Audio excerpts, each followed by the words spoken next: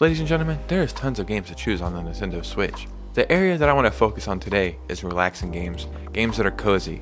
These are the kind of games that you would just want to lay up in bed and play a game and relax and unwind. Games that almost feel like therapy. And when you're done, you just feel better about yourself. In this video, I'm going to show you 8 games that I think that do just that. My name is Robot Joe and I'm your host as always. Let's get started. Sometimes you just want to unwind, like I said, it's fun to relax, and a video game can help you do that. So I have 8 games here that I think that if you get finished playing these games, you're just going to feel a weight off your shoulder. As always, before we get started, if you enjoy this kind of content, please hit a like and subscribe because it means the world to me. Let's go ahead and get right into it. What can I really say about Stardew Valley that hasn't already been said? It's a farming game, but it's way much more than that. You go through and you live multiple seasons. You build relationships with the characters that are in the game. You explore. I'd argue that building your farm comes second to everything else. This game is always recommended, and I was like, man, I don't think that game's for me. One day I was on vacation and I was in the hotel room and I was kind of bored, and I thought, I guess this is the time to give it a try. I paid $15 for this game.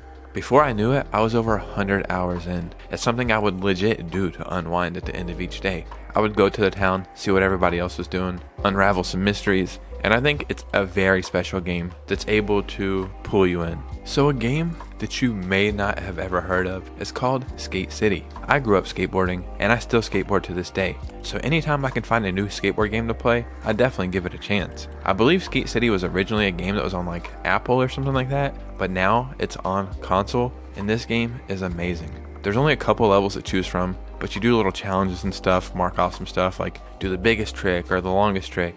As you play this game, lo-fi music will be playing in the background. Say you do a huge trick, maybe it's raining, and then boom, thunder will strike as you land your big trick. Lightning will go in the sky. As you're holding a grind, while you're in that grind, the music will lower down. And as soon as you come out, the music will kind of match your emotion of landing the trick.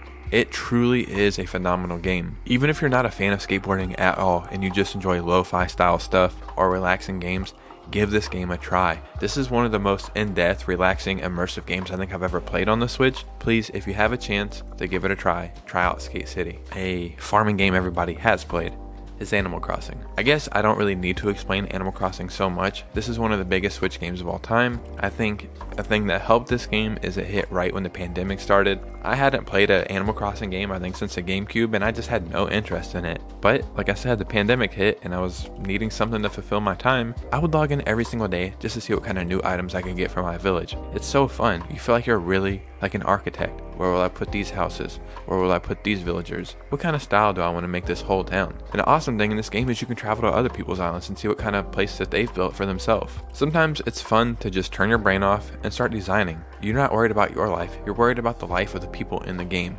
Cute little Animal Crossing lives matter. That's a slogan. You understand? All jokes aside though, this game is really special. What about when you just want to be a menace? Well, there's a game just for that. But some way, somehow, this game is super relaxing. I'm talking about the Untitled Goose Game. You're a goose in a game with no title, Untitled Goose Game. Your job is to just make people's lives a little bit harder. You go through towns, shops, villages, whatever you want to call it, and you just cause some mayhem. Maybe somebody's working and you steal their supplies or knock something over. You go and bite people, you be chased around. But I don't know how it's possible, but some way, somehow, this game just relaxes me. It's a really funny, like wonky, weird game, but in such a relaxing and calming way. Not everything needs to be taken so serious. Sometimes you don't feel like playing a AAA action huge blockbuster game. Sometimes you just want to be a goose, doing dumbass goose stuff. When I was done playing, I felt like a little kid, like I felt that joy of just playing something weird and fun for the first time. But I felt that feeling every single time I'd played this game. And I think we need more games like this moving forward in the future. So the next game was kind of something from another game, I believe. I don't really know if I'm explaining this right, but in Super Mario 3D World, you would have these little bonus levels where you would be Toad and you would have to solve mysteries. Well, they made a standalone game called Captain Toad's Treasure Tracker. In this game, your job is to be Toad and you have to get from one side of this level to the other without getting hit by enemies or collecting items. But there's a catch here. You're not able to jump.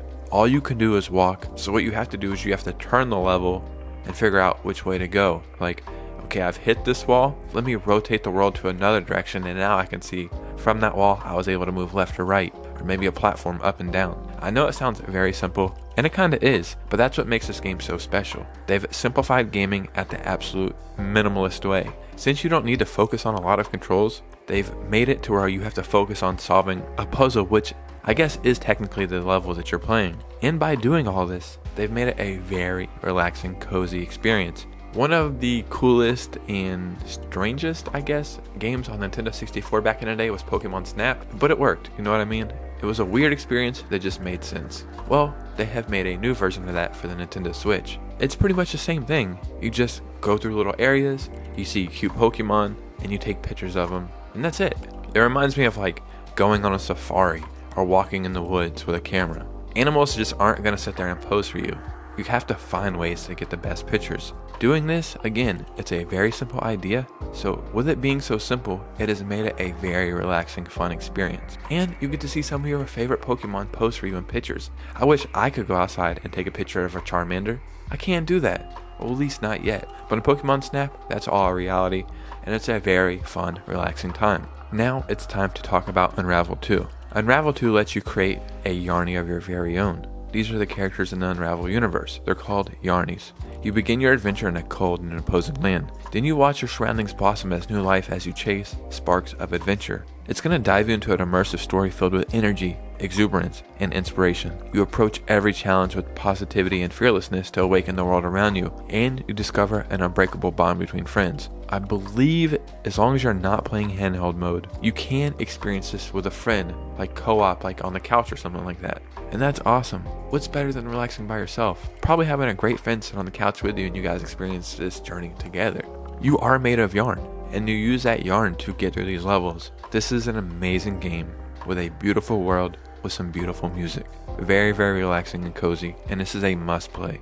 The last game I want to talk about is called Gris. I made a video recently about the most expensive Nintendo Switch games, and a physical copy of this game can reach up to a couple $100. But lucky for you, on the eShop, it's like 15 or 16 bucks. This game is cool because there's no like real danger or worry. You're in a very like chill, monotone, almost like lifeless world.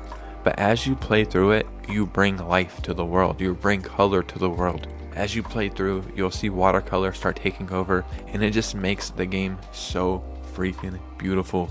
It's almost like a new way to make art. You're playing a game, but you're making art at the same time. I can't really explain it, but it is so freaking beautiful. Players will explore a meticulous design world brought to life with delicate art. As the story unfolds, Gris will grow emotionally and see her world in a different way, traveling new paths to explore using her new abilities.